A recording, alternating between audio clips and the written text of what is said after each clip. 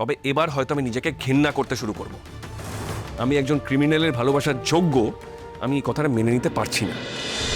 তোর আসল মতলব এখানে সবাই জানে।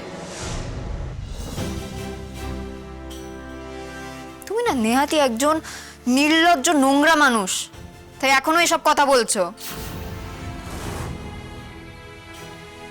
মনে রেখো, এই যে তুমি জেলের বাইরে একটা বাড়ির ছাদের তলায় রয়েছো না, সেটা কিন্তু লাজুর জন্য।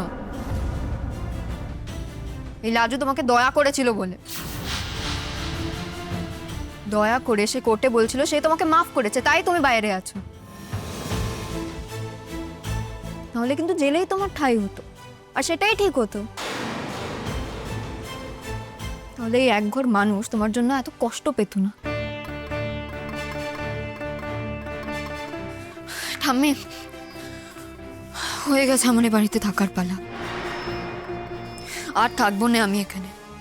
তুমি ঠিকই বলছিলে, আমার এই বাড়িতে ফিরে আসা একদম উচিত হয়নি, আমার ভুল হয়ে গেছে।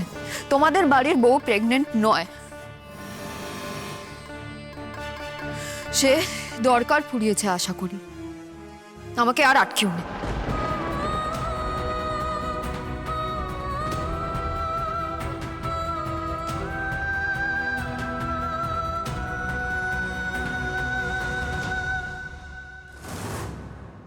আপনারা এখনো এখানে কেন দাঁড়িয়ে আছেন? আর কতটা অপমানিত হলে আপনারা আপনাদের এই রত্ন মেয়েটিকে নিয়ে এই বাড়িটা ছেড়ে চলে যাবেন? কতটা অপমানিত হলে? দয়া করুন দাদা, দয়া করুন, এভাবে কথা বলবেন না। ও কোথায় যাবে, কি করবে দাদা? সারাটা জীবনও কি করবে, কাকে নিয়ে থাকবে দাদা? আমি জানি ও অন্যায় করেছে, একবার নয় বারবার করেছে। আপনারা যদি আপনাদের আশ্রয় থেকে ওকে বঞ্চিত করেন, তাহলে তো আমার মেয়েটা ভেসে যাবে দাদা। কি বললেন দিদি? ভেসে যাবে আপনার মেয়ে? কেন দিদি, আপনার মতো এরকম একজন অসাধারণ মা থাকতে কোনো মেয়ে কি ভেসে যেতে পারে বলুন? দয়া করুন, দয়া করে আমার ছেলেটাকে এবার ছেড়ে দিন। হ্যাঁ, আপনাদের মেয়েকে নিয়ে আপনারা কি করবেন সেটা আপনারা জানেন, কিন্তু এই কালো ছায়া আমার ছেলের জীবনে আর আমি পড়তে দেব না। ওকে? আর আন্টি, আপনাকে একটা কথা বলবো। আমার ভাই কৃষ্ণ কিন্তু অত্যন্ত ভদ্র এবং বিচক্ষণ একটা ছেলে। বনলতা যে নোংরা বিশ্রী কাণ্ডটা ঘটিয়েছে, এটার জন্য কিন্তু চাইলে ও পুলিশে কমপ্লেন করতে পারত, ও সেটা করেনি। আজকে বনলতা আমার ভাইয়ের জীবনের সঙ্গে যা করলো, আপনি আর আপনার মেয়ে মিলে আমাদের সঙ্গে যা করলেন, আমাদের উচিত ছিল পুলিশে গিয়ে পুরো ব্যাপারটা জানানো। কৃষ্ণ চেষ্টা করলে না একটু প্রমাণ জোগাড় করে আপনাদের এগেনস্টে পুলিশে কমপ্লেন করতে পারতো এবং আমরা বাড়ির সবাই কৃষ্ণর পাশে থাকতাম। কিন্তু আমার ভাইটা খুব ভালো, ও এরকম কিছু করেনি। ও শুধু অনুরোধ করছে আপনাকে, আপনারা দয়া করে বনলতাকে নিয়ে এই বাড়ি থেকে চলে যান, আর দয়া করে ওকে অ্যাকসেপ্ট করবার কথা বলবেন না আন্টি, প্লিজ।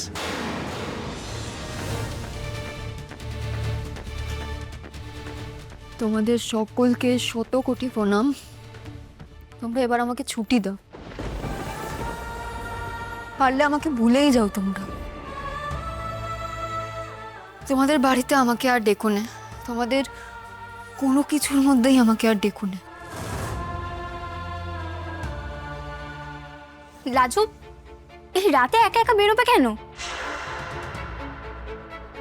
না না না না না না না, আমি তোকে নিজে ছেড়ে দিয়ে আসবো, চ। না না না দাদা, আর না।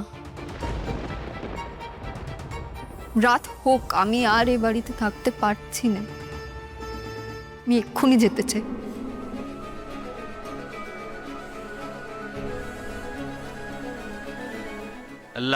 লাজু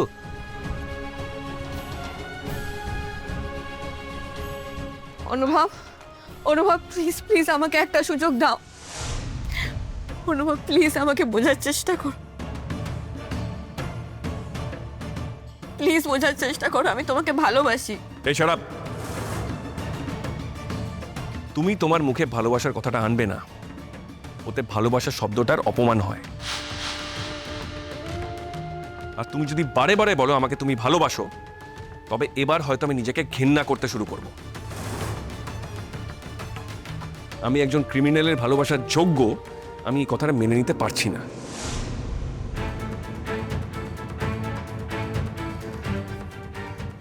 আমি আপনাদের কাছে জোর হাত করে ক্ষমা চাইছি। আমার মেয়ে, আমার বউ